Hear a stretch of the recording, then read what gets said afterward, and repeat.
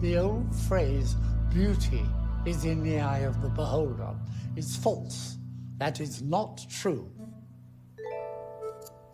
There is no doubt a correct shaped human face, like there is with every other animal. You know, cows all look the same, sheep all look the same, humans should all look the same, but they don't. They vary hugely. Sometimes the shape of the face is appealing, and sometimes, shall we say, less so.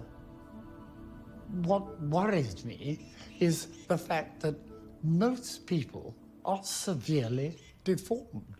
It's a terrible thing to say, but it's really true.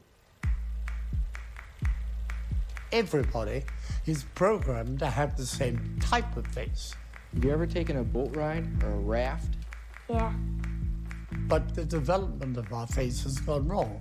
Pump, pump, pump. We are no longer very beautiful. What was the worst part of the treatment?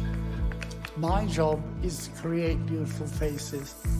And anything you can do to make the face better is the right thing. Was it as bad as you thought it would be? I thought the treatment would be a lot worse. People say, John, you create the best faces in the world. Seashells on the seashore, brother, brother.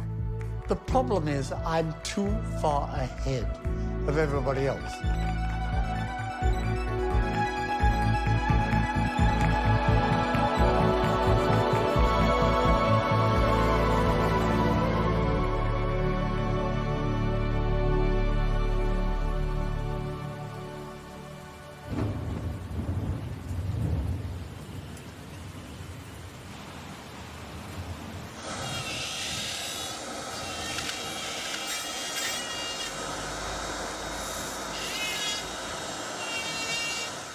Okay, now head back. Open nice and wide.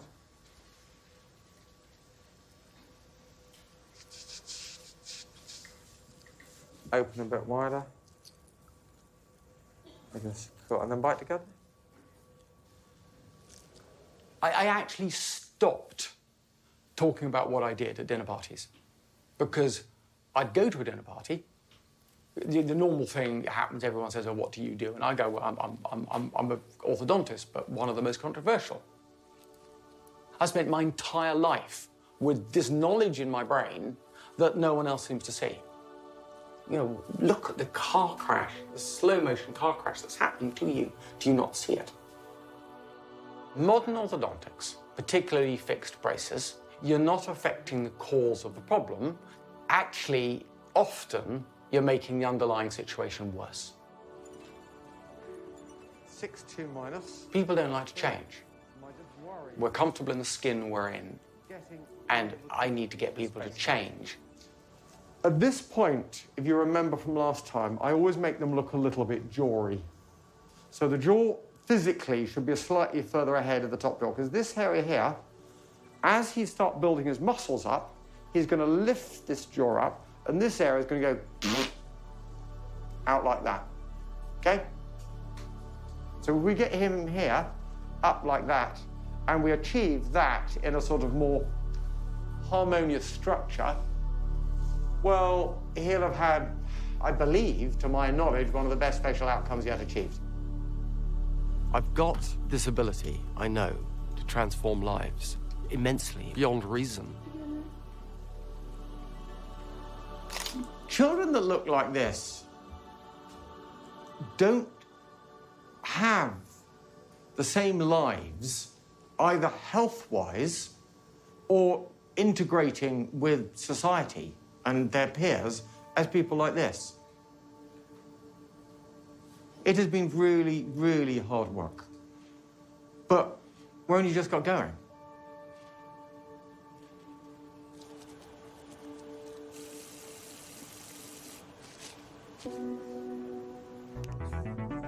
Monday, Monday, Tuesday, Tuesday, Wednesday. Wednesday. Now I start to need to change you. Now, we change you with an appliance that's got fangs on it like this, okay? If she drops her jaw down, the appliance engages underneath the mandible, and that will remind her to keep her mouth closed, building up this Pavlovian feedback response, and that's what we want. Life's full of surprises. And the fact that the internet got me famous is one of those things, I guess. This term mewing, the whole mewing thing has been an absolute gift to me. It's a godsend. It's named after me. My surname's become a verb now. It's a massively used term. Someone pointed out to me recently that the hashtag mewing has been seen over 1 billion times on TikTok. That blows me away. Stagger, how am I in this place? I mean, how did I get here?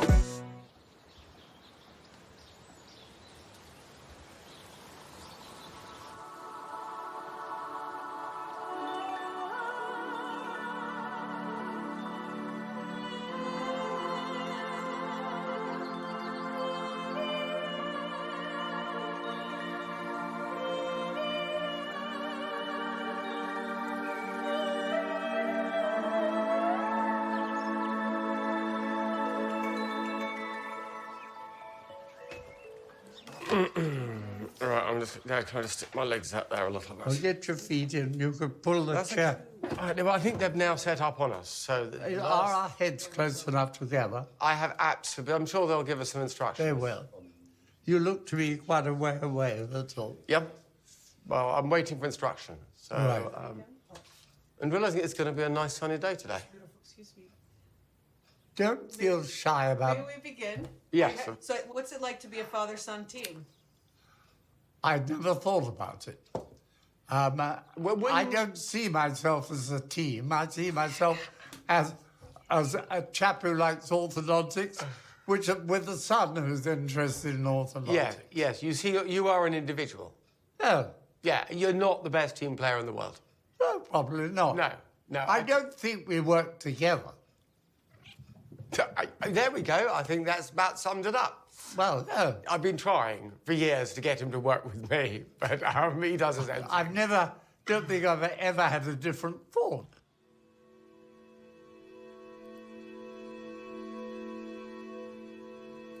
At the age of 16, I had a little black book, only about that big. Whenever I had significant thoughts, I would note them down, and so I spent most of my life puzzling on the reason for this or that or so and so. I was not a good student.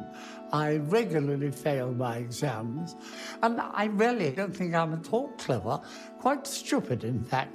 But, interestingly, I had this ability to, I think they call it lateral thinking. Therefore, I was always coming up with ideas which were entirely different from everybody else's. Traditional truths are not always correct. I think I see myself as a rebel. Once you've come up with the answer, you know it's right. And, of course, that's my problem now. I know I'm right. The orthodontists are absolutely sure I'm wrong. Could you sit up? I'm so sorry. Yes, I keep slithering down. Remember my age, son. It's inevitable, don't worry. A delicate subject to talk about other people, and particularly about their faces. So one does need to tread carefully. But if you walk down the street, you'll find a huge number of people who just have flat faces. Now, most people think, well, I've just got a flat face. But there's a reason for that. There's a reason for everything. I spent most of my life studying faces. I decided I wanted to be a dentist way back before I was 10. My father, who was an orthodontist, so obviously enjoyed it that it seemed natural for me to do the same thing. I started off very much part of the establishment, but I was unhappy with the effect of orthodontic treatment on youngsters. They were purely mechanical cures. They would say, look, these teeth are wrong there, we'll fix it. And the dentist found that if they fitted a plate with bits of wire on it, they could line the teeth up. Fixed appliances, in my belief, are doing more harm than good. The whole orthodontic scene is a scandal.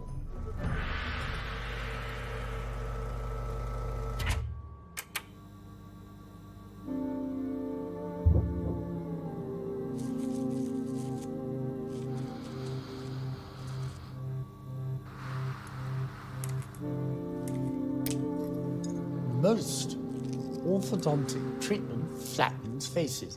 In reality, it pulls them back, which is the exact opposite of what you want. It's about a bit like taking a cardboard box. If you push it in, it kinks and cracks and twists. And the face is just the same. If it's pushed back, it'll tend to kink like this. It's better to try and enlarge the jaws to take the whole lot forward, which also provides room for the teeth. My dear wife Jo and I were treated traditionally. We both have narrow faces and crowded teeth.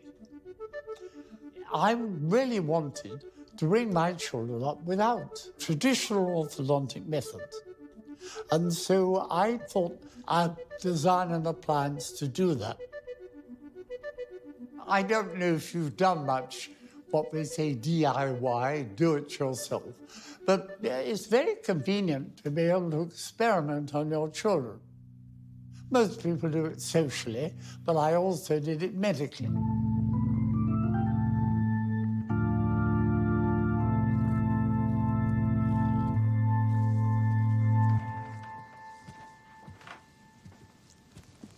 William, my older one, I was just forming these ideas.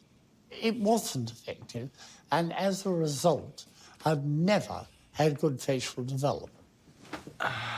But Michael was the next one in line. You can see that his face is totally different from mine. It was mainly that I was just clever about him. And Rosemary, his younger sister, I think even cleverer still, you know. You do get a bit better in life, with luck. As the eldest, I was the first guinea pig. The guinea and pig. therefore, some of the contraptions I wore were possibly a little bit more crude. And I remember Bill being taped up to this headgear that an alarm used to go off if his mouth fell open. Well, initially, they hadn't got the alarm quite right, so before he realised there was something underneath with a sharp object there. So if my jaw dropped, it would be, I would describe it as uncomfortable. Poor William. He wore that very well. I never complained. None of them complained. We were fair game for experimentation. I'm sure that he'd be done now for the amount of experimenting that he did on us. One of his experiments was to see what would happen to facial development if someone didn't chew. So if someone just swallowed and just did, like, baby food for the first 3 years, maybe 3 years out. Like, let's be generous. Say it was only 2.5 years. Pretending it was breastfeeding, as if you were breastfeeding. Yes. We used to breastfeed children for 2 to 3 years. We now do it for less than 6 months. It is one of the biggest lifestyle changes that we've made in the human race. And I'm sure it's the main reason why there are so many ugly people around. Everyone would have their Sunday dinner, and mine would have gone through the Magimix, and I'd be given this bottle. And I just thought it was completely normal. So I had, as Dad always talks about, one of the largest malocclusions ever. Yes. Because I had this Disaster. tiny, tiny little jaw. Because I hadn't chewed. So he wrote lots of research papers, and I think my mother was about 3 and sort of said, right, we're going to start giving her ordinary food now. So then he was very excited by it. Then he started putting a brace in me, and he created the largest expansion that he'd ever done on anyone before, because I went from this very, very crowded malocclused, is that the right word? Yeah. Place to quite a big jaw as I have now. So he created the problem and then... Well, he And then didn't mean to create My daughter Rosemary has a very good-looking face. I mean, I hate to think of her now. She must be in her late 50s. No, she'd probably be horrified. No, I think late 40s, perhaps. Not very good on ages. Anyway, but she's got lovely bone formation. I experimented on my children, and it worked. I'm sure I should be put in prison for that. The human, when brought up naturally, has no dental problems. If a parent asks me, John, what's the best way I can do to look after my children and make sure that they grow up correctly, I will say very simply, sell your house, buy a cave in the top of a mountain, and don't cook any of your food. And I think that's a very good prescription. John has created an island for himself. And in that island, I think I'm there, I think Mike's there, and it gets a bit hazy after that. My journey to orthotropics has not been a straight line. I was studying conventional orthodontics, and I came across John's philosophy. I have been trained through John, and I follow John's technique very closely. One of the things that he answered for me was why there is malocclusion, which is when the teeth end up out of alignment and they grow crooked. Human beings, we've always had jaws and teeth that are fairly evenly balanced and fairly straight. In the last 300 years, that has really shifted. We live in a world today where no one has straight teeth. And so how do we go from tens and tens and tens of thousands of years where everything was perfect to one where every kid needs some form of braces to get the teeth straight?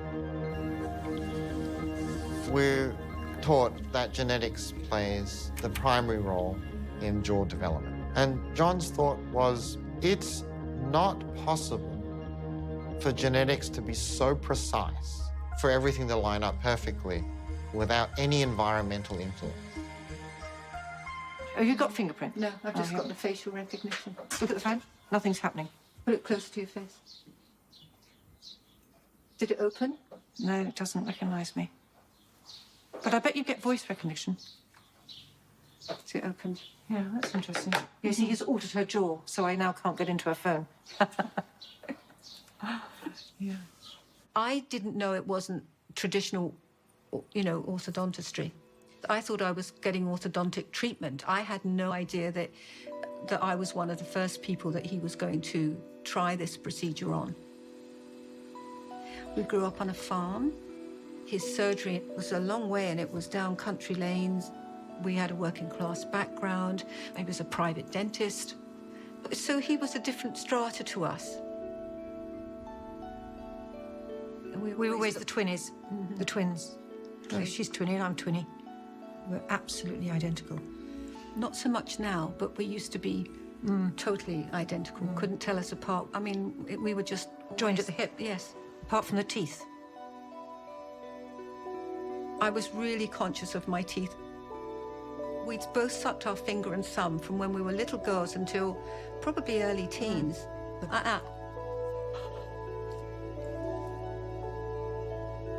I had, an overbite. I remember being teased on the bus, and, I used to get called lucky because I had this big gap in the middle of my teeth that I used to be able to get a penny in.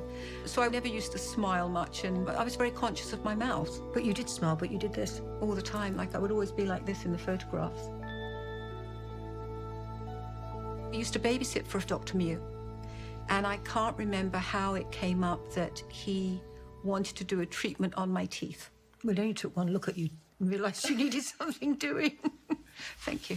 Yes. Anyway. You would have been a perfect patient, of course, because you had a control. Exactly. You're my control, which is probably why we got the free dentistry. Yeah. Mm-hmm. That's exactly why. That is why. Mm-hmm. You owe it all to me, Moy. There you go.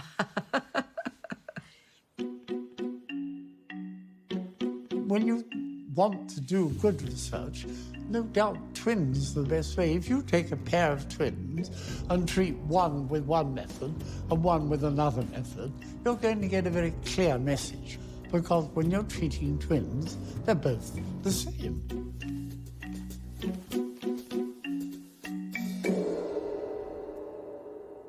I had an appliance, and it was called the BioBlock. It was like a medieval torture instrument.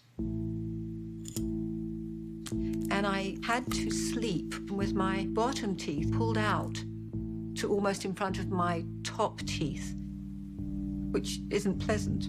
But I had great confidence in him because he was so confident. And I would do whatever it took to finish that treatment, which is what I did. My mouth did change. I mean, the gap in the front of my teeth wasn't there anymore. I felt far more confident about smiling. So it was wonderful for me. You know, it was the best thing I could ever have done. I'd probably still be living at Heartlake Farm if I hadn't had it done. Married with 5 children. And stop. They became the first of a series of 6 twins who had had different treatment. Elise, the twin on the right in this picture, who does not need treatment, has a larger and more pragmatic face. Probably because of this, her face looks more mature than that of her sister. Because I really wanted to know the truth myself. I didn't know if orthotropics was better or worse. I could then compare them, and I was flabbergasted. I said, Eureka! That's obviously it. And that was when I really produced the label orthotropics, which means correct growth. All plants are guided by tropisms, where they will grow towards the light. So growth is a tropism. Plants grow. And in a way, so do faces. What orthotropics is about is redirecting the course of growth. It's very easy to start, terribly difficult to finish. Initially, you're making room for teeth. It's a very spectacular, very appealing period. The next phase of orthotropics is where we develop the individual jaws to be the incorrect shape. And what tends to happen is parents then say, this doctor has no idea what they're doing, and it is infinitely worse than when we first started. And then they will take them to find a second opinion. And they will say, what has this woman done to your child? They've wrecked your child. The problem with orthotropics is it looks good, then it looks terrible, and that lasts 4 years. And then finally, at the end of it, it looks great. Right? I let people know this is a double black diamond. If we travel here, you have to trust, in the end, you'll end up in a fantastic place. We are training children to work at a level which is beyond what we would normally expect. The level of physical discipline requires a commitment that is not common today. You have to train not only the children, but their guardians, the parents. Why was it you came for treatment, actually? Because I felt that recently Lisa's lower jaw was receding more. We are talking specifically about posture. You cannot develop straight teeth if you have bad oral posture. How much do you hope that this can be improved? Well, I hope that her jawline would look more normal and that cosmetically it would improve the outline of her face and her jaw. In orthotropics, we have appliances that have a penalty nature to them. This is your stage 3 appliance, Lisa, and it's intended that it'll be sore if you drop your jaw down. When John developed orthotropics, he developed it in a world where there were physical penalties and punishments when you didn't behave. You know, I was smacked as a child. I was smacked at school. 6, 7, 8, 9, 10. That's very good indeed. Well done. One of the things about human beings is physical reminders trump verbal nagging. And that's how we change habits. Those years that I went through treatment from the age, I think, 8 or 9 through to 12.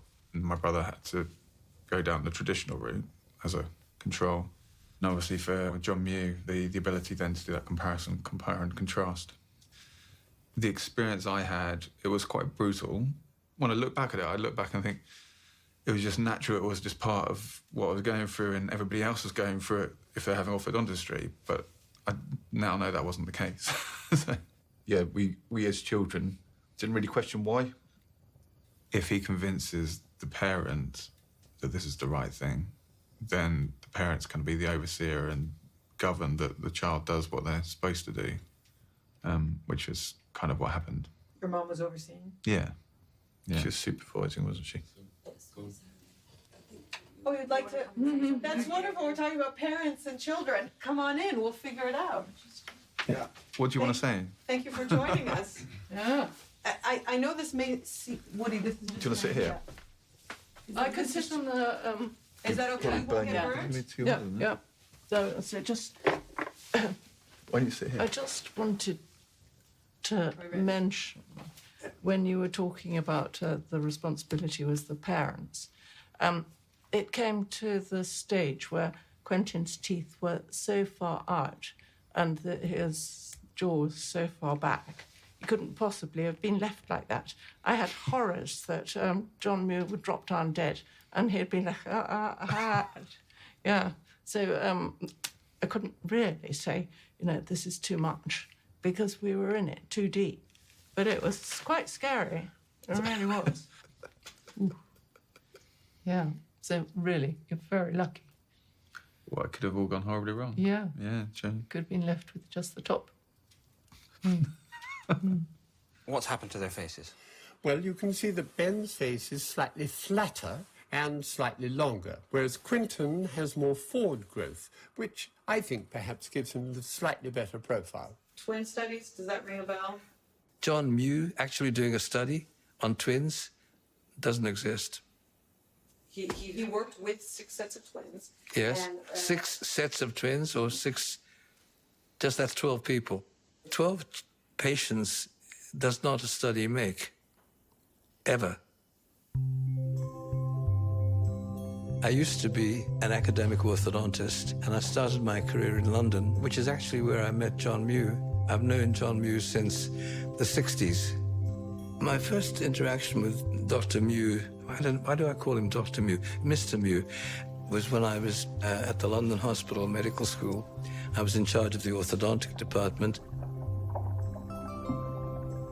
And one of my jobs was to evaluate submissions for an essay competition. Mew put in his submission. It was just as bad as everything else he's written since. Fanciful, no science, no nothing. I remember it because it was a curious submission. It had 2 illustrations, and there were 2 fish tanks with a bunch of trout in one of them and no trout in the other, okay? And the caption had something to do with the fact that please observe how the trout's snout anatomy changed because they were pressing their face against the glass of the fish tank. And so that was his argument, which I had to reject because it had no science in it. So the next thing I know is he telephoned me and wanted to come and see me at the London Hospital. And he accused me of suppressing his reality and his truth because I disagreed with his premises. I said, I don't disagree with your premise, I just disagree with crappy science. I don't care who you are, you know. He didn't like to hear that either.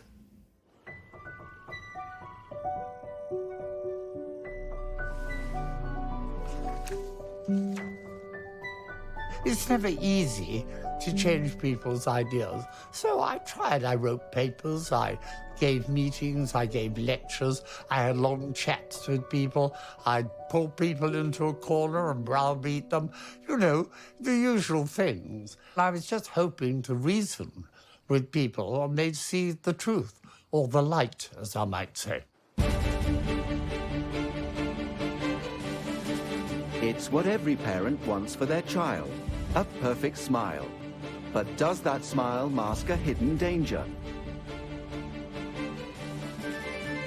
I didn't push it until a program called Dispatches.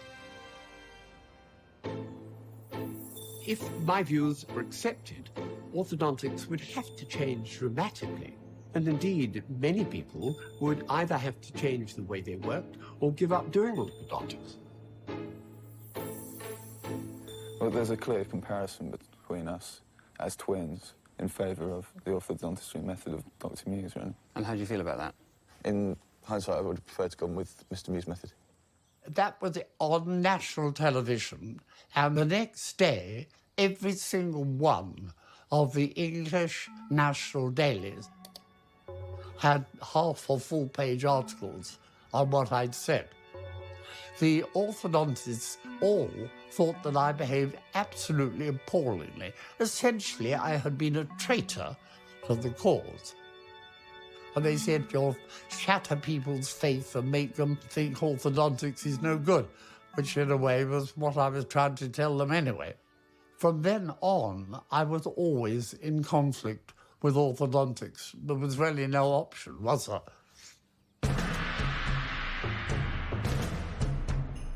A leading London dentist claims current orthodontic methods sometimes straighten the teeth, but they then ruin the face. That's at the centre of a bitter row in the world of orthodontics. Can you see the two sharp spikes on that plate? Well, I got very angry. I looked at it. I could not believe someone could put that in a child's mouth. I'm accusing all the people who treat your way of ripping off the parents, and it's child abuse. I provide an appliance which is designed to hurt if the child drops their jaw. You might call that child abuse. I would call it training. That's crap. The establishment were initially hoping that when he reached sort of the age of 60 or something, he would either retire or sort of mellow. If anything, the opposite has happened. He was still poking the beast year after year after year. I've even been threatened with assault at meetings. People hate me with a depth that's really quite surprising.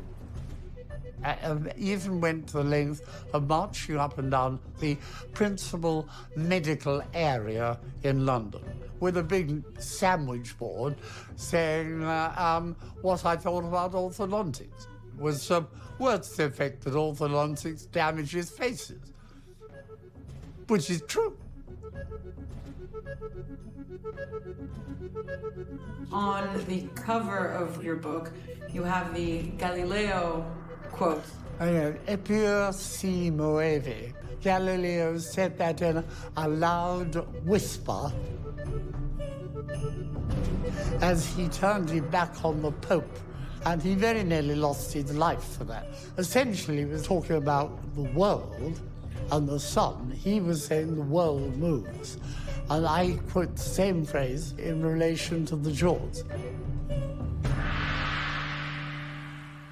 Of course, the orthodontists didn't quite see that. They saw it that I was treating patients in an improper way. So the orthodontist approached the General Dental Council, the authority which grants licenses in England, and said, look, this man's doing the wrong thing, we've got to stop him. So 3 years ago, I had my license to practice dentistry removed. They really felt they needed to strike him off in order to try and besmirch him. But I think possibly the biggest shock in store was that there simply wasn't just one Mew. There's another one following in his footsteps.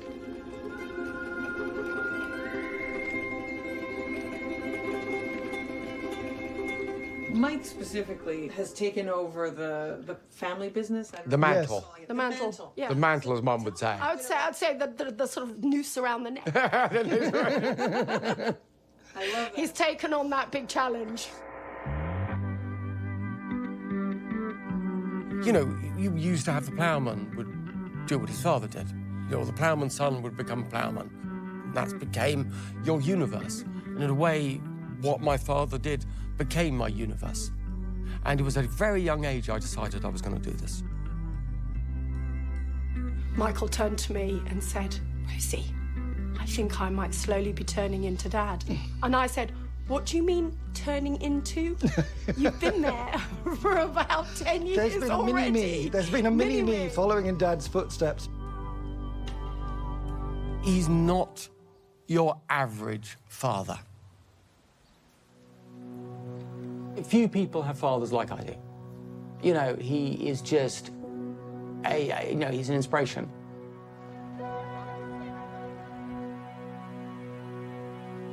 Bye. Seeing my father being attacked and criticised has been one of the things that's driven me forwards. It just makes your blood boil. Because I'd seen my father just be destroyed. Reverse, reverse, reverse, through full throttle, full throttle. Magnificent, Michael.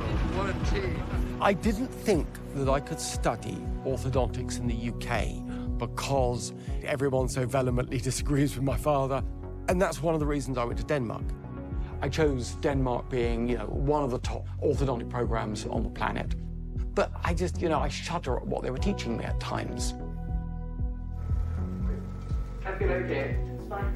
For about 20 years, I worked side by side with my father at least one day a week. The timer has now failed on the stage 4. We want Ophelia wearing it 12 hours a day. She forgot her appliance, and it's quite apparent she's only wearing it at night. 2 chairs, literally in the same room, chatting with him about life, the times and everything, and I just have nothing but happy memories of that. Then I took over, so it became my clinic. I literally thought this would never go anywhere. But I couldn't bear to do conventional orthodontics where I felt I was damaging people's faces and health. Orthotropics is what I was born to do.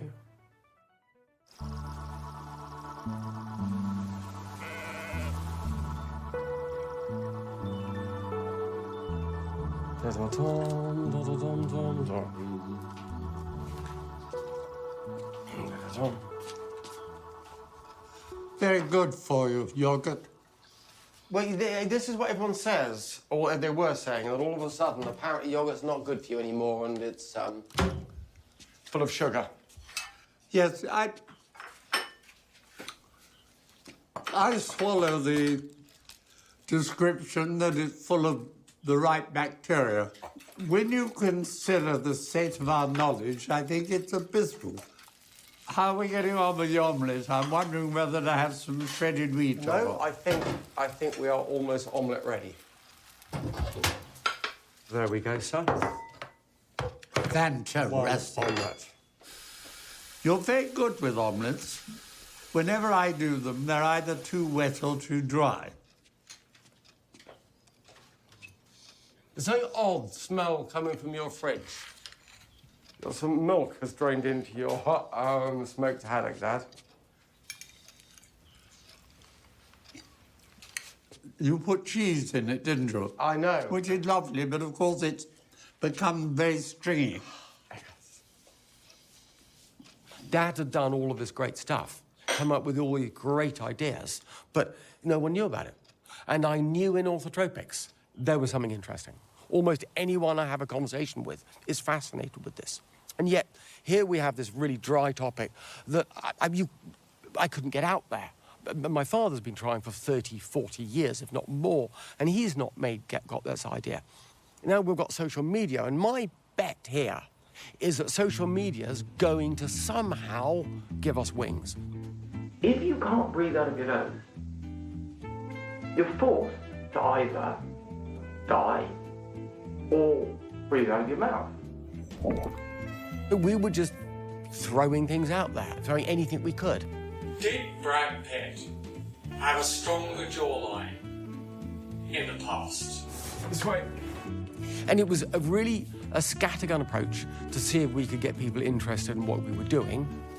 So I now have 14 sticks of chewing gum in my mouth all at one time. As this occurs, it narrows and asymmetries automatically accumulate. Is that comfortable, Tasha? It was my objective to get something to go viral. you just hold that eye contact, you know, with a cheeky smile on your face. Eye contact with a cheeky smile, that's magical for a girl. Someone saw one of my videos, thought that was interesting, and I was just asked to give a lecture at a conference called the 21 Conference, I think, something like that. We're in good hands. Let's welcome Mike. It's the type of thing that if I'd done proper research, I've never done. I teach seduction for life. I am so bored and sick of teaching people how to walk up and stare at girls and stop them and go, hello. If you like women and you want to have sex with women and date them, who likes girls? Put your hands up real quick. All the people who like women. All right. Of course, a lot of them I showed how to have their first orgasm. It was great, you know. They'll be real thankful for that. What gives you a good face? I know that I look better now than I did 10 years ago. Because I've made a concerted effort to get my tongue on the roof of my mouth and chew more. A bit more chewing gum. A bit more this, the thing. After that, we noticed people talking about me and talking about these exercises I presented. If I could plug you in like they do in Matrix and upload a good tongue function pattern, I think I could get you all to grow fantastically. We were monitoring my name on the internet. We then found a few alerts went out on a forum called Slut Hate. And it was this world of incels that I really didn't know much about.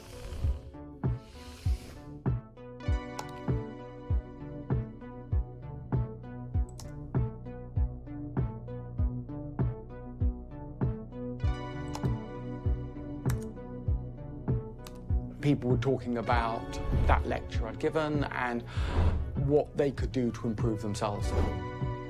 So I gave some responses. Hi. Thank you for quite a lot of interest from a number of forums, in particular a forum I'm responding to here called Slut Hate, as it happens. The first response came from Incel Executioner. I do love some of the names you've got here. Beta Gay Face. You asked about face pulling. A question from Cushmaster. And then final one, Yul Brynner. Why did I engage with them? Why did I respond to that? I guess it's an instinctive thing to get the information out there, to help people. Most people go through this period of time. I went through this period of time when I was a young teenager and I felt gawky and awkward and I couldn't chat a girl up. I couldn't, you know, it was quite difficult.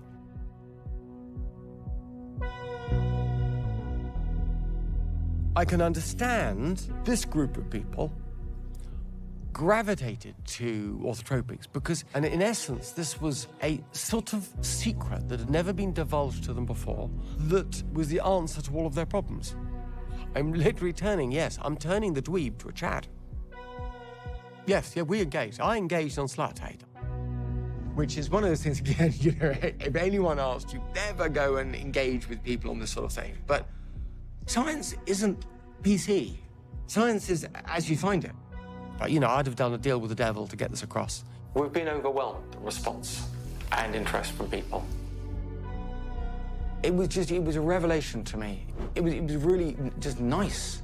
It was nice to actually have an audience who wanted to listen to you, rather than just the door being closed at every opportunity. I didn't really cognitively think ahead of what was happening, but I could see this thing growing.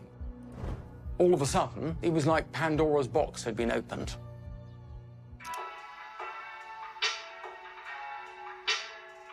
That exercise is called mewing, and it's supposed to give you more defined and sculpted jawline. Here is an example of a before and an after. You can see that her jawline is more defined.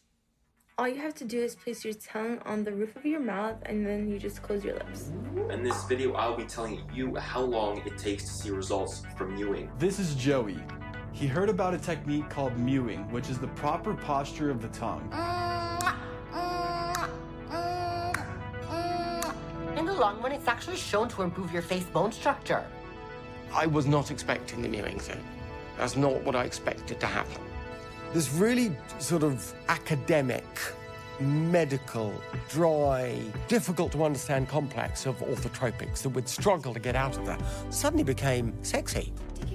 In yoga, just imagining like the cat's back rounded. That's your tongue, like rounded up. I've been amazed at what's been occurring recently. I'm wondering when my surname became a verb. M-E-W-I-N-G. Mewing. Mewing has changed my life. What's up, guys? It's Tommaso here. I look better. I'm healthier. I'm fitter. But having strong jaw muscles is also important because it makes your face look much better, even for girls too. Kind of fixed everything. It just didn't fix one or two things. It's revolutionary. It's gonna transform the world. Like, probably. If you want to develop a healthier face, you want to fulfill your genetic potential, identify it, work on it, feel that posterior third of the tongue. We've got so many kids who are being forced through orthodontics by their parents. And all of a sudden, the idea of mewing was just this antidote to all of that. And also, it resonated with good looks. I feel like Sarah Jessica Parker, she should mew. I don't think she's mewing. Mewing is not cat. Mew, it's not cat. It's a correct tongue posture. Tongue is up and flat. On the soft palate like a trampoline. Hi, excited to meet you. How My are name's you? Coco. I'm Kim. Thank you so much for coming. Excited to meet you, Coco. Hey, how are you? Have you done any face exercise or face yoga or anything like that?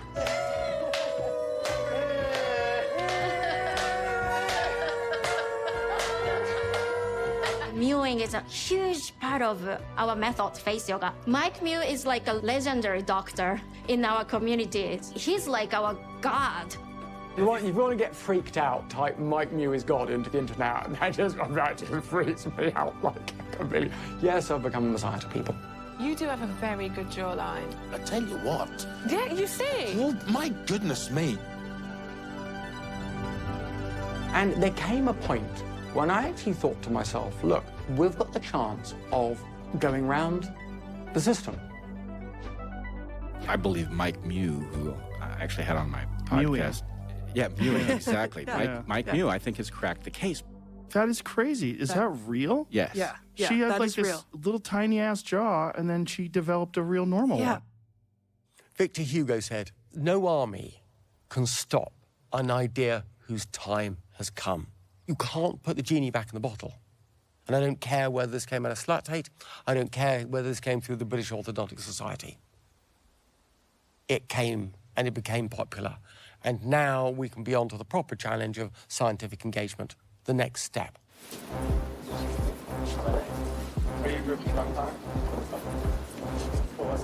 For me, the ancestral movement is this return to how our Paleolithic ancestors lived, moved, and ate, and just understanding that the more we emulate how they sat and squatted and kind of moved, the healthier we became.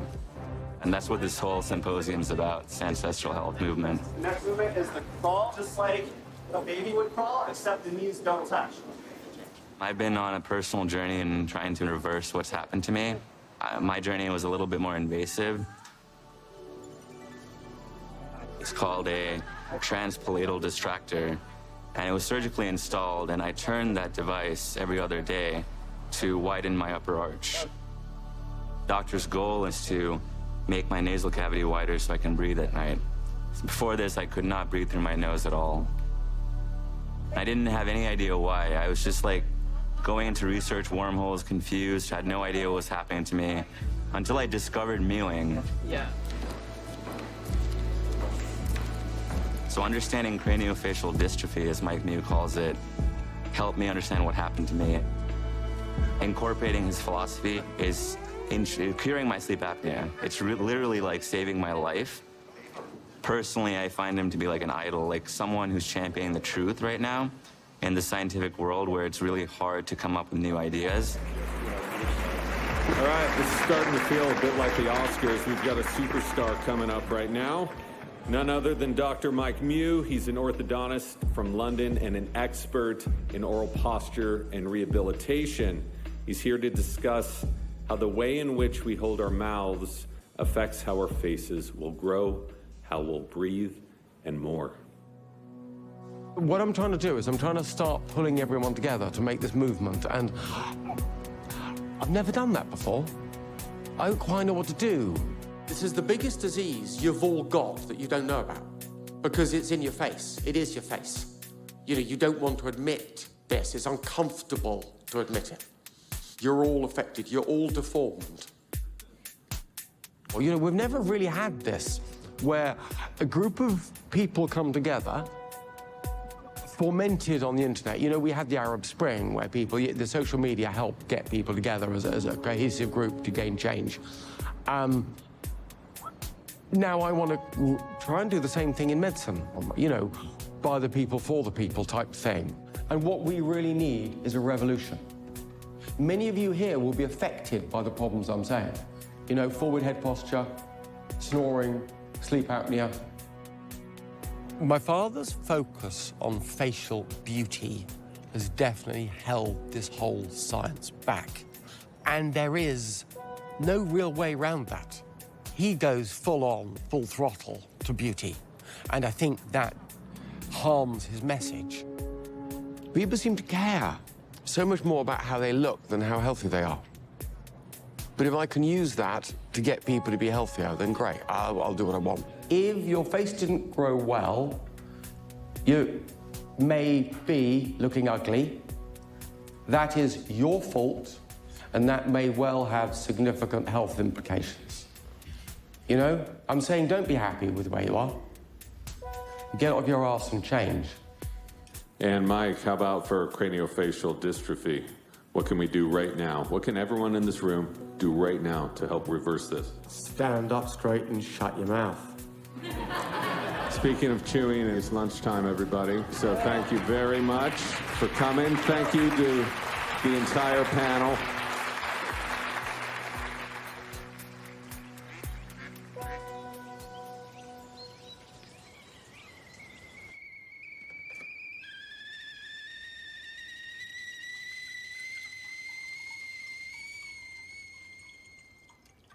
Michael gets upset with me because I talk a lot about facial appearance and attractiveness. He says that that is counterproductive to the idea of promoting orthotropics. I say nonsense. Anybody can make themselves really good looking if they try, well, certainly by the age of 10. As a 5-year-old, I had a beautifully shaped face, lovely round, bit square, very attractive. But at the age of 9, I started to leave my mouth open. And the whole shape of my face changed, really quite dramatically. And I can remember going from being a square-faced boy to a long-faced boy. And I do remember one girl I rather fancied saying, you know, the boy with the long face, referring to me. So, yes, people did notice. But I've always been a fairly lively individual, therefore I don't think that it handicapped me that much.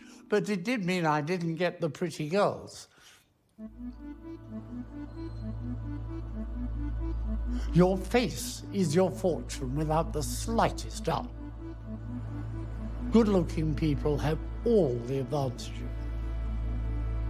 This was a drawing that I asked a professional artist to make for me to represent what I thought was a truly beautiful face. I sent it back to the painter, I would think, 10 times, say, please alter this, please alter that. And I'm still not really happy with it. I really believe that in our mind, imprinted in our subconscious, we know exactly what the perfect face looks like. And we know within 1 or 2 millimeters. We actually measure that. We have an instrument which we call an indicator ruler. Very simple. And you put this bit there under your teeth like that. And then you touch your nose. I would say this part of my face is probably that much too far back, 20, 25 millimeters. That's a huge measurement. These 20 millimeters, Yes. what difference have they made in your life? I've been good looking.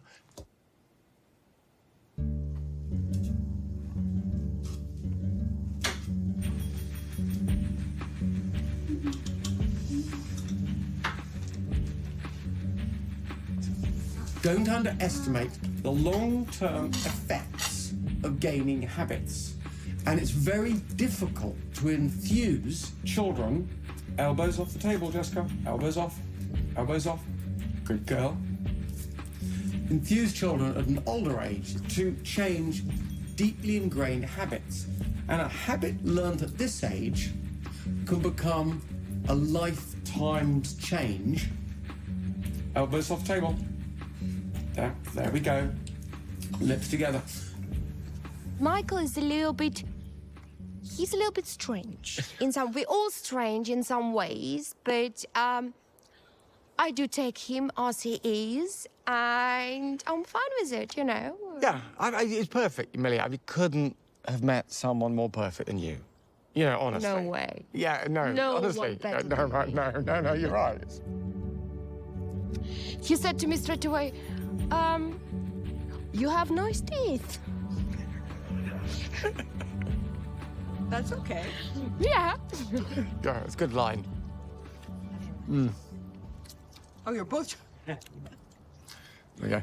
You're a gum chewing family. Yes. Wait, yeah. We try and force it on the kids as well. Okay, here's a gravy. You don't leave it on the table, just serve it. Daddy, but today I had chocolate for pudding for lunch. You had a chocolate pancake for pudding for lunch today. Chocolate inside. Lucky girl, hey? Lucky girl. Yeah, what is that school feeding you, eh? No, No, it's mummy, actually. It was mummy, It's wasn't a it? lunchbox, yeah. Oh, yeah, I've got the lunchbox. She didn't get out on music. No. What did you chew? Lips closed. Don't speak with mouthful. Lips together, Serena. Lips together. I can see the kale sticking out your mouth.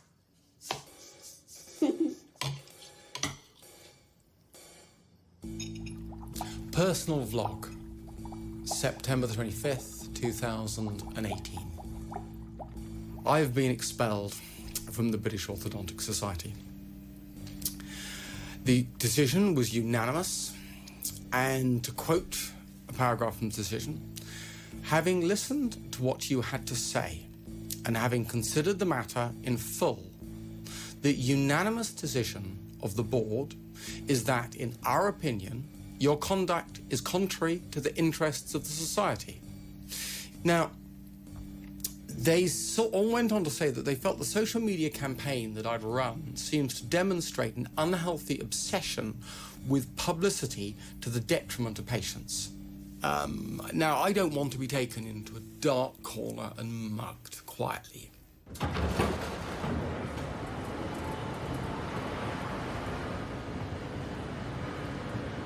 What I would really like to do is get someone to engage in debate.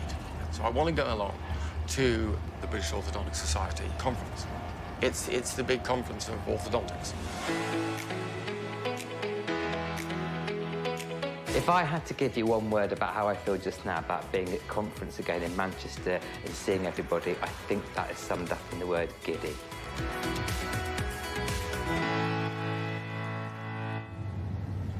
I think one of the biggest problems is that lots and lots of patients who have heard about me or seen my videos online are asking difficult questions the orthodontists can't answer. The closer we get to Manchester, the closer we get to the British Orthodontic Society, the more scared I get. You know, there's no other word. You know, yes, it's really hard to do this. Really, really hard.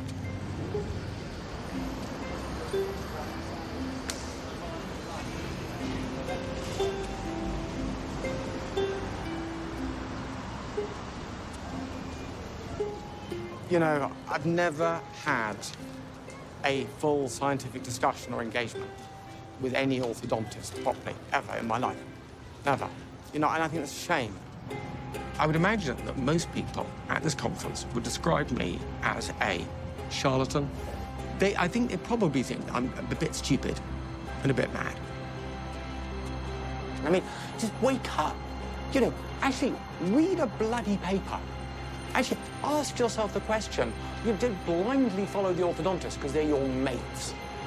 You know, actually do what you were trained to do and look at the basic evidence. You know, you go into the lion's den. That's where I'm going now.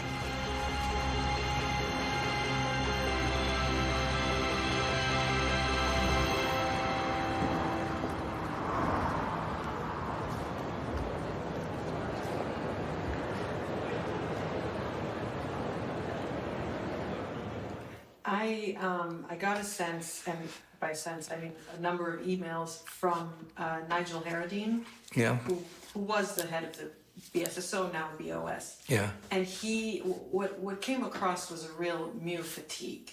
A vast body of orthodontists in this country who are well trained, who go on courses, who read the literature and keep up, but they are basing their practice on the best available evidence. And some people just like to perhaps feel that they are slightly crying in the wilderness. He used a few terms.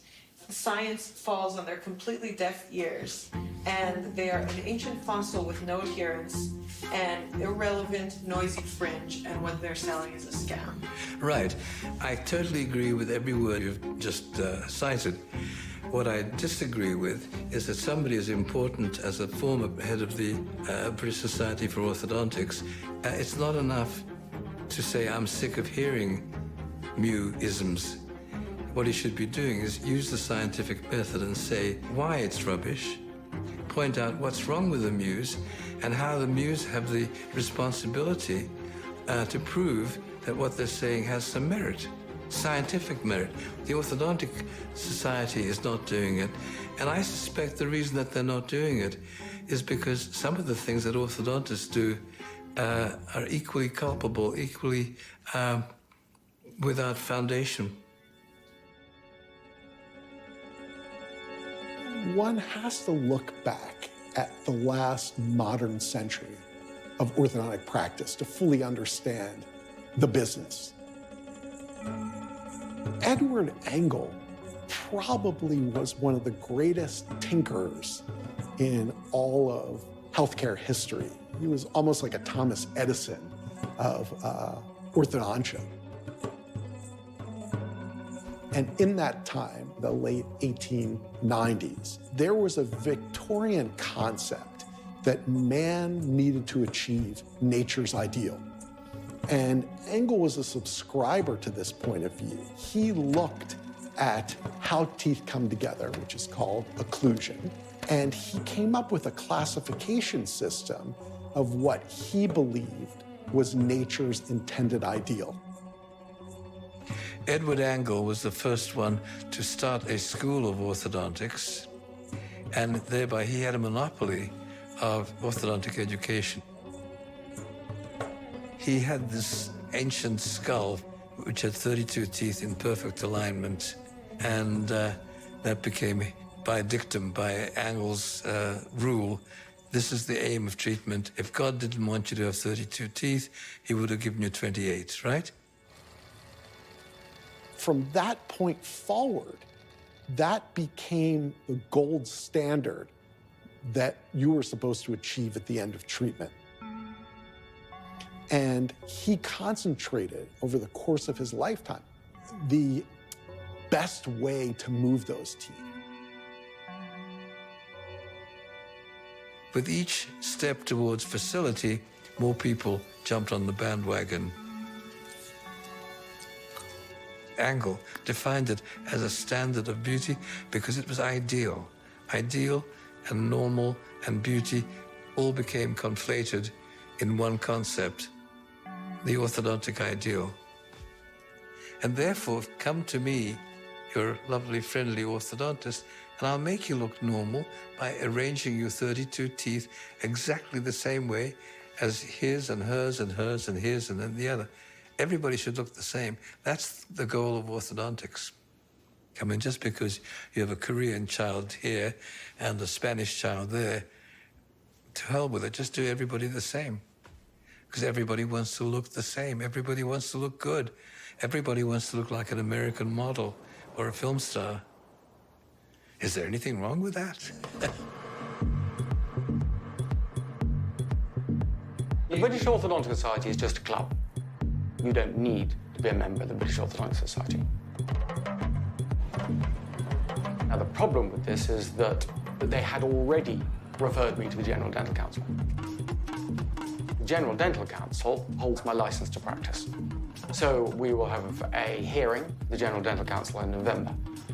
And in November, they're going to decide whether or not to take my license away. So I tried to engage some people in conversation, and he literally, no, don't want to talk to you. You know, it's really quite oppressive for you to be in a place where 50% of the people are blanking you. And, you know, you can see people touching and talking about you and pointing you out. You know, this whole thing, what I'm doing, it really takes courage to do this. You know, I'm impressed with my father. He's got thicker skin than I've got. Maybe he didn't at my age. And it grew. I'm slightly concerned that this is going to be a story about you rather than about orthotropics. I don't think you want that, but I think they're going to make it that.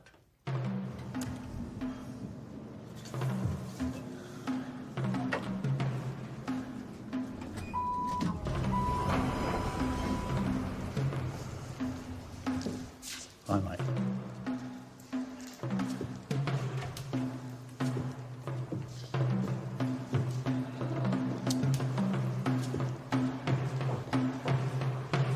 So the GDC now know you've taken the case? They do. So they've been informed? Yeah, of so that. they've been informed. So they're They waiting know on that you. there'll be a time lag, Yes. obviously, for us to catch up. Yep. And I've been going through the very interesting statement of Stephen Powell. Now, you know that's sort of nearly 200 Good bedtime pages reading. long. Yeah, nearly 200 pages long with about 200 pages of appendices. I'm working my way through that slowly. But the accusation is fundamental. It's root and branch. They're saying what you're saying is total nonsense, yes.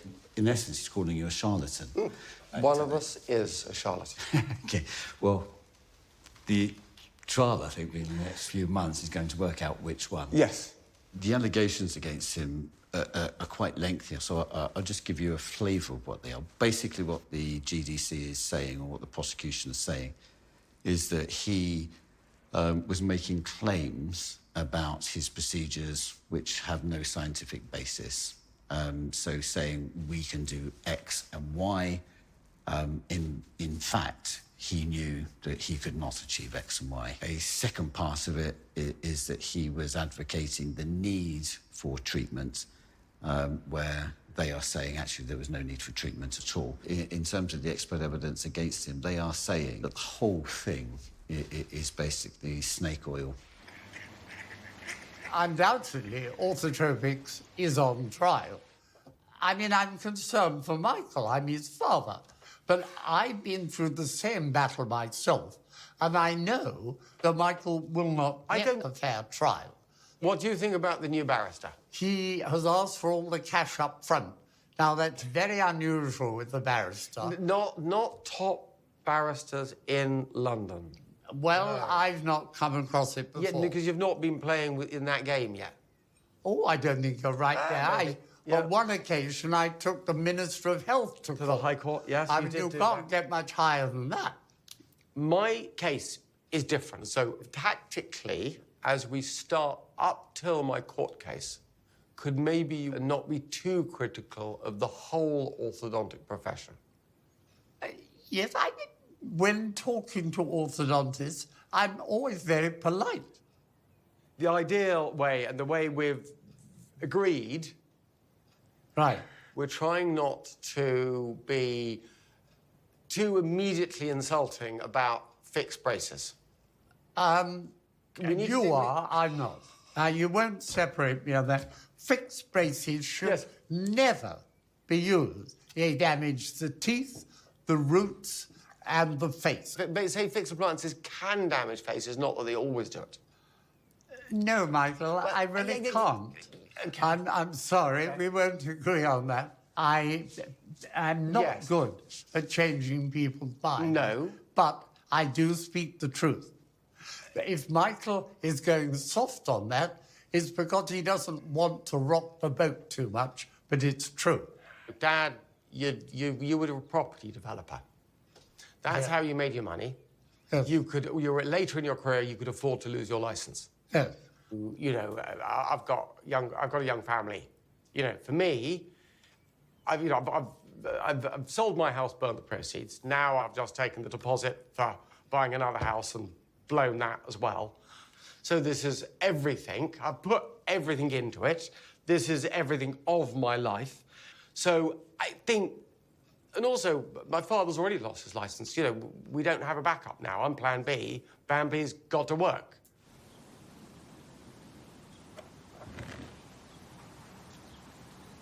Obviously, he paid quite a big money for that barrister. Michael said, do you think, can I pay that money to the lawyer instead of buying a house? And I said, well, if you think it's right thing to do, you do it. So when you have family, you know, it's what you do.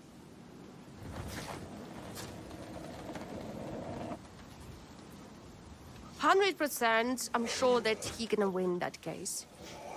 Otherwise, I will be just, how should I say?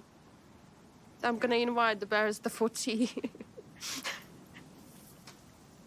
It's a familiar narrative that all the way through history. David and Goliath, big corporations, the small guy, the whistleblower. He has, I think, the understandable difficulty that he's very emotionally invested. This is now 2 generations of individuals that are protecting a theory and a way of treatment, whether that lives or dies. My life is layers and layers and layers of stress at the moment. It's worries about my career, how that if I lose my license, you know, how I will let all my patients down. You know, I'm worried about moving the science I'm doing forwards, you know, because I know what I can achieve. And I know that I'm not getting halfway there with my patients at the moment. What's been happening since I saw you last time? Not much. Okay. When you mean not much, what do you mean by not much? I mean, nothing really major or noticeable other than traveling happened. All right, have you been wearing your Maya brace much? No. What about chewing gum? I did a bit on some aeroplanes. Have you been working on trying to improve your posture? A little bit. You've not really done anything? No. Okay. Wider, close a little bit. You gave me the distinct impression that you didn't want to do any more treatment the last time I talked to you. I have no recollection of the last conversation. I make notes. Orthotropy is completely compliance dependent.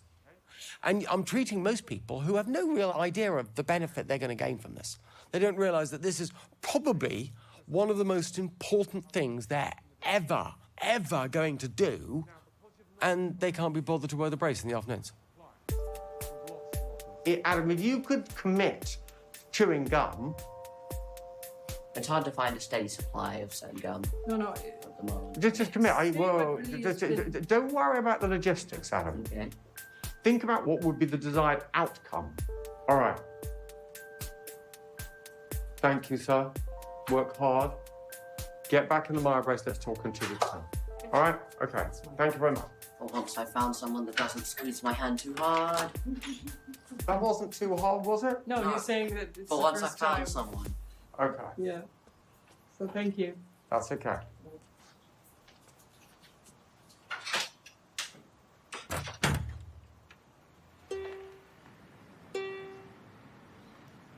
I have no musical training, no musical background, no ability to sing. I picked up my child's ukulele, and suddenly music started to flow into me.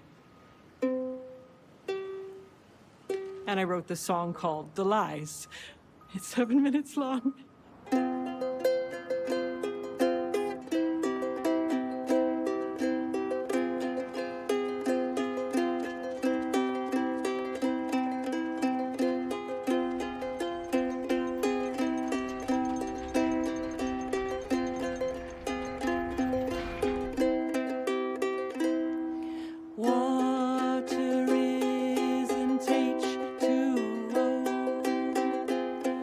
It's a story you've been told. What is truth and how do you know? Who's telling those lies? History, history. It's the trickster's symphony. Rockefeller medicine and orthodontics too, carefully designed to keep disease in you. If you won't see when you're being fooled, parasites over you will rule. Ooh, the lies we've been sold. Re-examine everything you're told.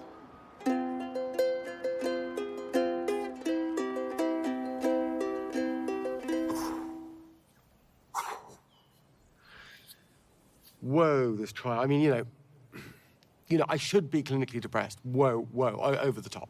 The reason I'm not is because I'm on a mission. We're now 2 months away, and I'm agitated. I go to bed agitated. I wake up in the middle of the night agitated. And I've got so much to do that I haven't done yet. You know, just mountains of work. Let's break up the tasks, and I can sit and be like, that'll need some quiet time for me to get on with. I would have liked to be so much further ahead. I would have liked to have so much more media engagement. I've got to increase the web presence as much as possible. And I'm just so behind where I wanted to be. You know, having to phone Diana up and plan a video we're going to do, and it's really hard. How's about, shall I see if I can watch those 2 videos first? Yes. That might be the best thing. Okay, so let me watch Before that. tomorrow, I would have joined in if I'd known there was a discussion. It doesn't matter. Yes. Lots of points I would have liked to have made. But there's always a There's discussion. always a Nobody discussion tells going me on. anything. Yes. You've got the family you have and then the family you choose. And we kind of chose the Muse, and I think that's mutual. So, yeah, that's a good feeling. I want a real glamour shot. Yeah, I would like to have a real glamour shot of the 2 of you and Bill in the background. I'm informed, then it can be bigger. We live in Broek in Waterland, which is a very small town near Amsterdam. And I got this receded chin, and I always thought, well, you know, that's just genetics you don't know about. But I think it was somewhere on Facebook that somebody posted something like, you have to see this video because it will change your life forever. I was like, yeah, right. But that was a video by Mike doing the 21st Century Men convention, and he was talking about all these things, and then everything clicked. It's like, oh, I've got this, I've got this, I've got this, I've got this. And then one day he asked for people to come help with his YouTube channel. And I thought, why don't just drop this man a letter or an email? He said, yeah, well, I'm in a castle next weekend with my family. Do you want to come over? And we're like, that's kind of weird, but just let's go. Let's, you know, I've got twin boys. Let's just go to England and meet this YouTube guy and see if we can help. We were coming down here and we saw the castle, and it just felt unreal.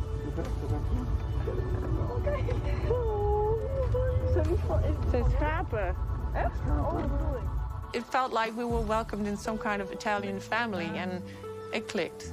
It just clicked. You're a bit proud. I do think Mike changes life for some, as he did mine. To some of the viewers, he's like the new God and Messiah. Well, maybe he is. Who knows? For him, he's just trying to do his best, like Jesus was. We're going to talk about what the video we're going to do now. Oh, yeah, let's go upstairs. Okay? Wait. It's just a little bit of planning. So we're going to go upstairs. We're going to start by saying that we need more nuance to the idea of beauty. Don't respond just yet. Just wait until we're upstairs. Okay. We should do. Oh, No, no, no. That's just the way it is. We're YouTubers. But if you put it...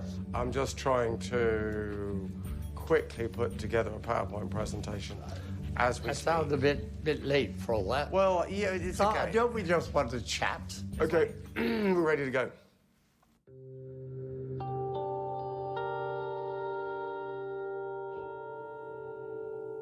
Hi and welcome. I'm sitting with my father, and today we're going to talk about some more nuances to facial attractiveness than just a square face. So, Dad, I've got an image here. These people had physically better facial form from a health perspective. I look at those faces, and they don't terribly appeal to me. I'm always attracted to dimples in the cheeks, and there are very hollow few cheeks. there. Like it's Remember to look at the camera, not... Well, I'm talking to the interviewer. I'm happy to talk about anything.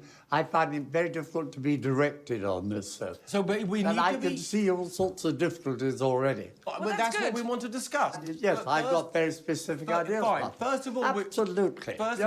Wait. This is Rubens' I've seen it before image many of times. many times. It's not a new Yes, image. no. At the time, this is what we considered attractive. That time, there's no doubt that fat people were considered, shall I say, more attractive, more appealing, I think, was perhaps a better word. And then, of course, we've moved on to this era of these incredibly thin models. Yes, I have always preferred the 38, 22, 36 shape myself, and I actually think that's probably more natural. Looking at our ancestors of 20,000 years ago, they hardly had any such marks.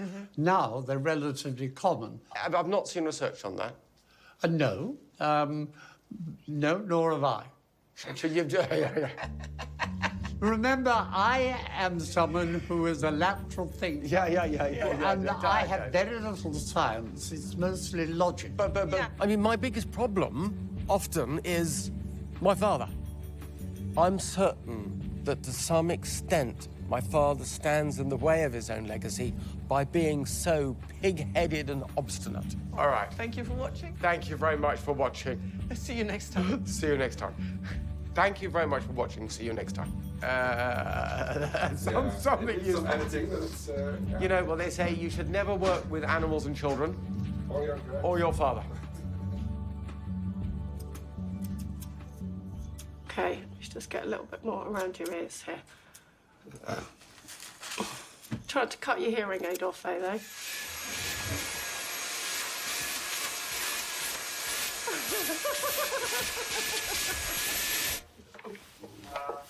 There you go, Popsies. Beautiful. Right, thank you.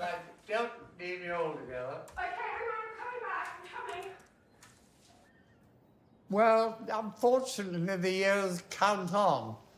And nowadays, almost all my friends have died. I must say that my friends that died when they were young had fantastic funerals. Yes. But when I die, nobody's going to be there. Don't worry about that, Dad. You'll make sure it's a I'll make good sure you get a send-off. good send-off. Right, Don't worry. with lots of alcohol. With lots of... Yes. Shame I don't drink anymore. Yes, but we yeah. have a bloody good party. Right, for your campaign website, Yes. when does it need to be live? Thursday. What's happening on Thursday? On Thursday, I'm going to dress up as Martin Luther. Are you? How wonderful. And so then I'm going to go and I'm going to hammer my 10 principles to the door of the GDC. Can I just inquire, why Martin Luther King? It's not Martin Luther King, it's Martin Luther. Martin Martin Luther. Luther was a Protestant who... Rosie, there's no flame under this chorizo. Yes, I just turned it off because I'm not quite ready. Okay, all right. He set out Protestant principles against the Catholic Church. Right. He started the Protestant church, basically. And how do you dress as Martin Luther? I don't know. What does that what does a have you Protestant sorted out a look like? costume? Have you got a costume? I've got to... Yeah. Remember that the Germans wore different clothes than the English. I'm not sure that the historical accuracy... Are you very worried that the orthodontic establishment will have you up on an inaccurate dress? Yeah, I don't know. I think damage to the door might be top of their priority. But you could just hammer. How long's that asparagus been on? It's got 1 minute 18 to go. But Mike, I do mean this. You need to have a proper document drawn up with the capital letters in gold tinged with red. Right. Did you get that, Mike? It's very Way important. beyond my calligraphy skills. So, yes, it'll be one of those days, but it'll all work out on the day. Let's not worry too much about it.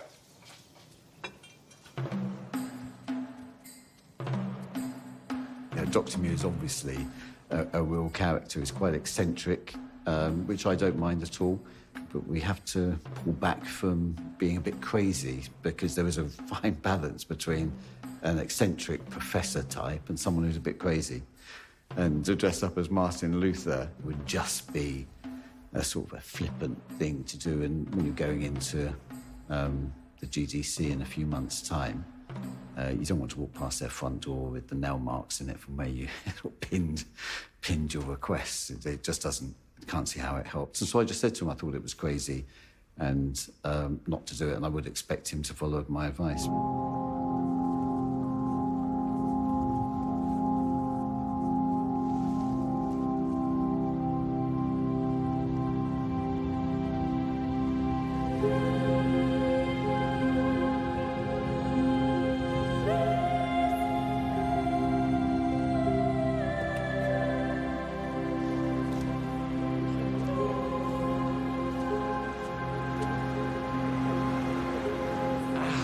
I get my...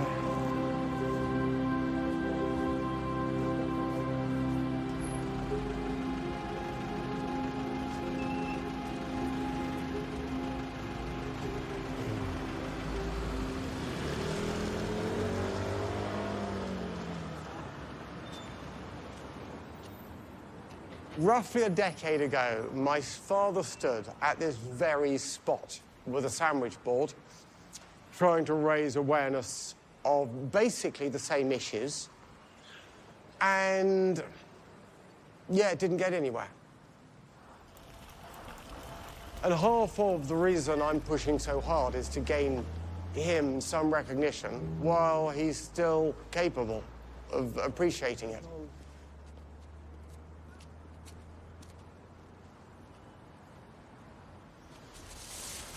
So here's my statement to the world, to the GDC. For too long, our concerns have not been heard or debated. My speciality is becoming more of a religion than a science. We want the truth, the whole truth, and no dogma. I signed this Martin Luther Mew. And I was going to nail one of these statements to the front door, but I'm just cautious of all imagery that could be used to defame me. And I've got to play the game. You know, I've got to win this. I've got to win this for everyone. I've got to win this. I worry the slight pressure that Dad's putting on Mike. Not in a nasty way, but just, we're almost there, we're almost there, we're almost there. If we just. So it's like this massive drive at the moment. I think Michael is almost more driven or more focused than Dad. Dad has done everything and been everywhere. If I was to die and be reincarnated as anyone in the world, I would come back as Dad. Because he's done. Look, done. he has. I know, I know. But his life, not your life, his life. Michael, I worry about him slightly because he is... There's no point. Totally insularly focused on the tropics and has nothing outside of it. And I think part of nothing, it... but, Not nothing, no, but you're... Less than I should. Yeah, you're 80%.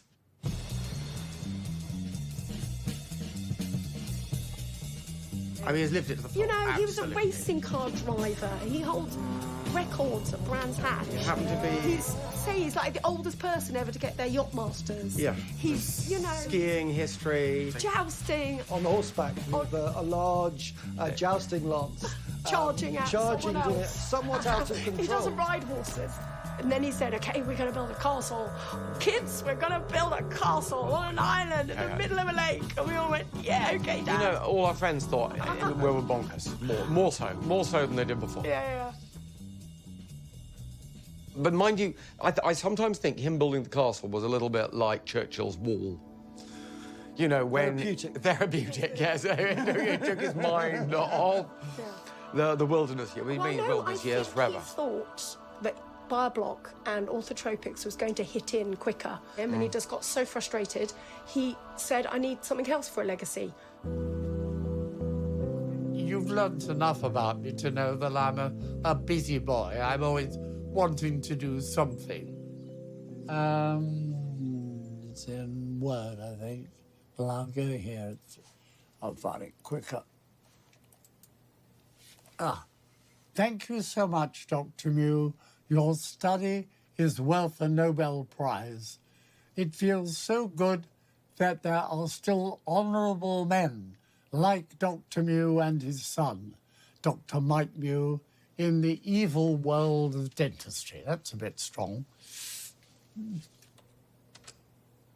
I'll tell you, John Mew's life would be infinitely better and more fulfilled if he had the orthodontists of the world beating a path to his door and saying, we admire you, we respect you, you are our guru. He needs respect and he needs adulation. And I don't think it matters to him all that much where it comes from, as long as he gets the adulation. However, I think John Mew has actually done something good at long last in his life. He's done something good by making you interested in making this documentary, because it brings to the surface a number of issues which characterize orthodontics, or whether it's John Mew doing it, or whether it's the average good guy orthodontist. Only those dentists who successfully complete specialist training are entitled to call themselves orthodontists. Orthodontists understand tooth movement and the guidance of facial development. Orthodontists do one thing, and we do it well. Orthodontics has become a business. And because the orthodontists have to sell something, they fabricate things. There are no diseases associated with malocclusion at all, none. But if there is no disease, what are you measuring? It's purely subjective. It doesn't matter a damn. How do the Mews convince people that there is some merit in what they say?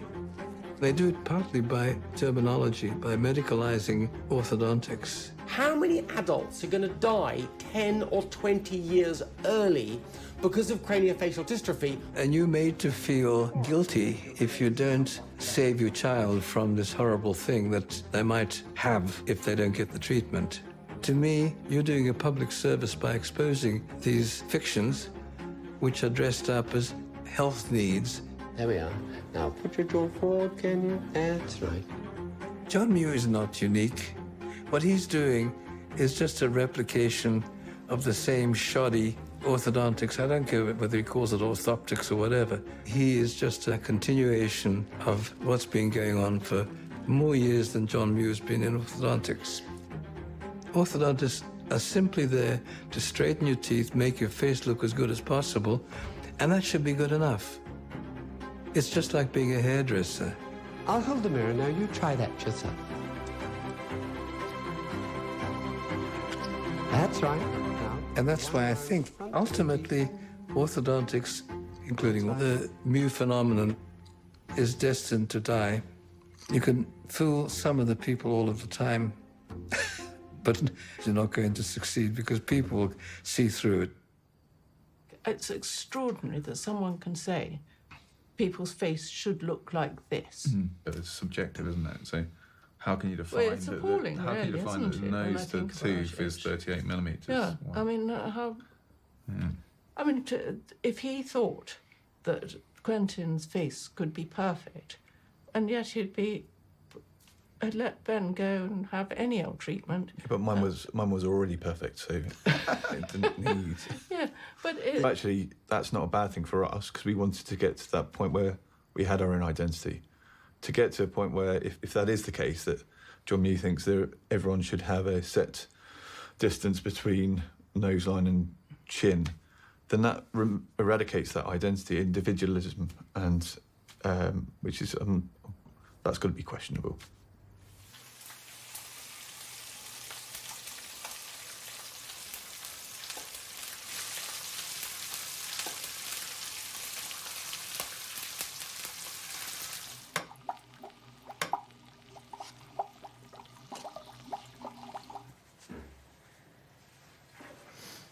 So it's almost time. I've got to head up to this case at the GDC. This is the first day. I've already been warned that they want to consider delaying it, adjourning it for a while. It's disaster for me. I mean, however, into London we go. Some orthodontists are calling mewing a scam and trying to revoke his dental license. So go sign the petition in the link below to help save Mike Mew's orthodontic license. Build up to this day has been at least 5 years. Zarina was 1 year old when this started. She's now 6. It's most of her life.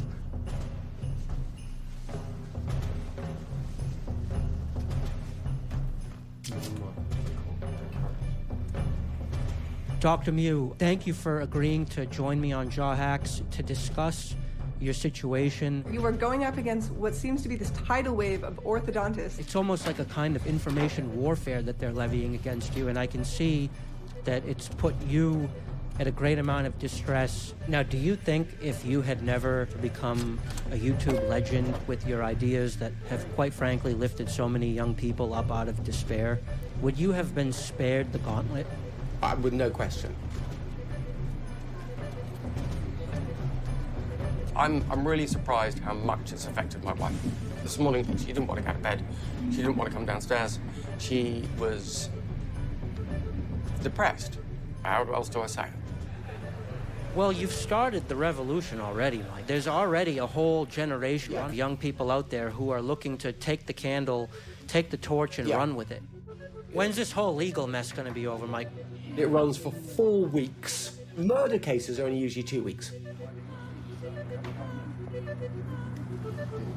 It's nice to Correct. see you in real life. You're real. We met, though. 3 people are going to decide my fate. And I feel they're going to decide the fate of the health of the people of the planet. Here's the case of Mew.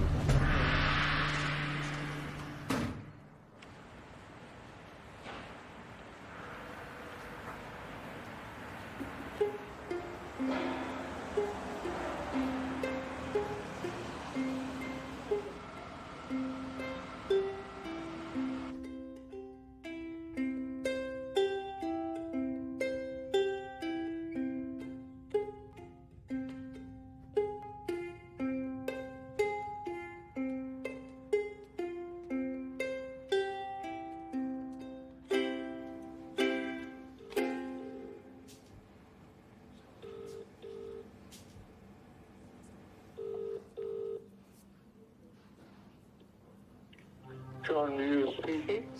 Dad, it's Mike. Yes, Mike. So what's happening is that they're going to delay it. You know, I wish we could be further along the line. I wish we could have got this further, but it is what it is. And I'm in this place, and there's no closure, and it's not an ideal scenario.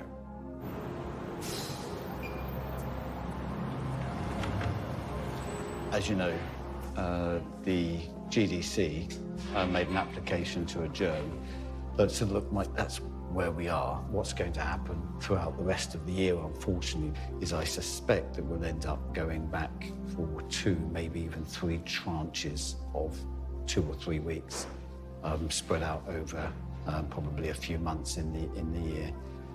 How long? What was the worst case scenario? Spread out of 6 months. No, worst case scenario, maybe spread out over 12 months. Yeah. Okay. Okay. What today's been about is waiting on other people to make the decisions about your life, and it's excruciating. You know, it really, it's painful. No point has my father ever had any proper formal engagement on his ideas and theories. I mean, how much longer can he hang on? He's still, you know, I think the only reason he's still mentally just there is because this is going somewhere. And if he doesn't get to see the end of this court car, I will lose my temper. I will never forgive. That would just...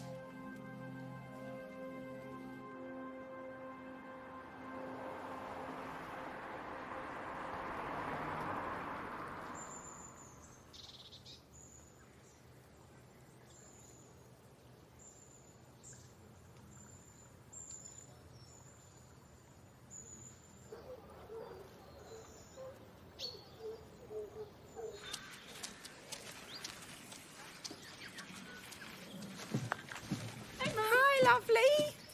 Hi, gorgeous. Yeah, you can carry that for me. Hello. Hello. Hello, lovely. Oh, put it here then. Thanks, darling. That's perfect. Hello, birthday boy. Hello, sweetheart. Why is it that sound is working full on, isn't it? Hello, darling daughter. I don't know, Dad. Actually, that's quite a good video, even if I say so myself. The Queen's going through Edinburgh at the moment. Coffin's now arrives in Holyrood. I think Charles will be an amazing king, but unfortunately, His it's ears- not her. His ears stick out and his face has swung down. Oh, well, Michael, you can't put And- it all down to facial form. Sorry, Charles's big problem was his face didn't grow well. Well, I don't think you can blame it all on that.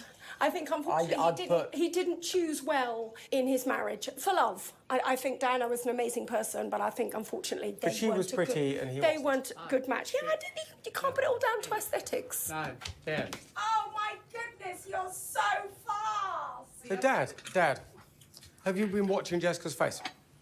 Have you noticed this? Face? Have you noticed her face has come on lots in the last 6 months? I notice her all the time.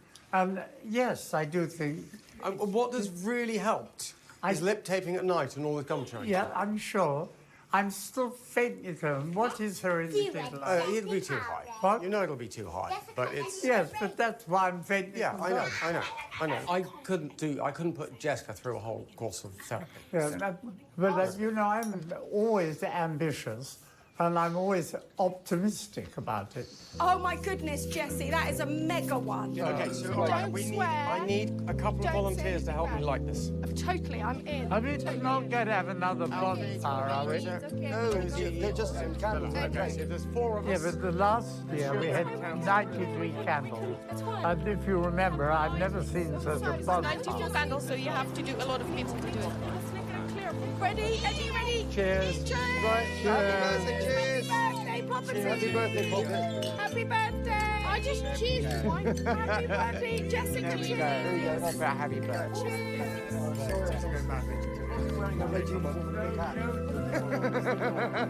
Quick, wish. Have a wish. Have a wish. And blow. Blow. Wish, all right, I'll wish. Then I... Blow. Now blow.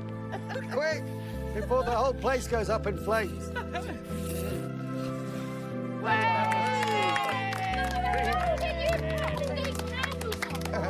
What was your wish? What was your I'm wish? not allowed to say. Yeah, no, it's a secret. Because it won't come true.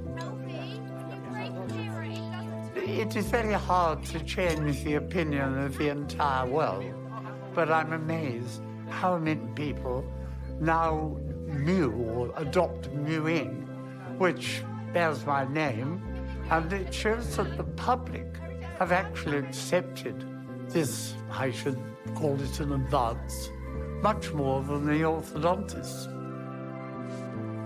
I'm sure Michael will inherit my legacy. In a way, I feel guilty because I let him into it and he willingly followed. But should I have done? Should I have ever attempted to change the world at all? Dad, you were the first by a long, long way of putting it all together, understanding what was really happening. Well, with the terms it goes, you know, they say it doesn't exist, then they fight you, then eventually they say, oh, but it's obvious. It's acceptance. You know, they say it's obvious. We always knew that. It was obvious. Yeah, I'm a dreamer. And hopefully, and I've put my life on the line for a dream. I have. Your father's dream. Yes, it was my father's dream. God damn it, people who aren't aesthetic sometimes just don't see it. They don't. Some Well, I'm people don't amazed appreciate how art. orthodontists don't see facial change. No. A lot of people are just immune to art. It's interesting. Yes, you're right, Bill. A lot of people are immune to art. They just, they don't see art. They don't see art in the same way, and they don't get that same appreciation. And in a way, I would say this is an element of art. To appreciate beauty is to appreciate art.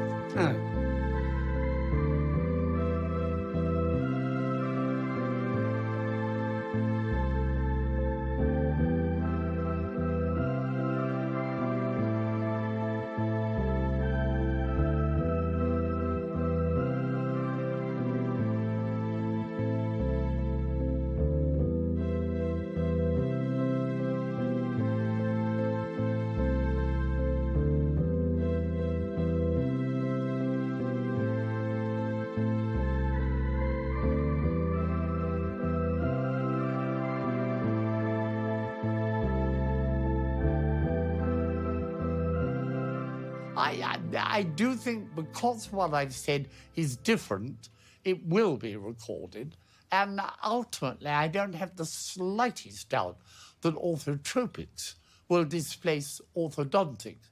And that, in a way, is quite an important thing, and I suppose that in future people will write that down and say, this guy John Mew thought it up. But, I'm going to be dead, so it won't affect me.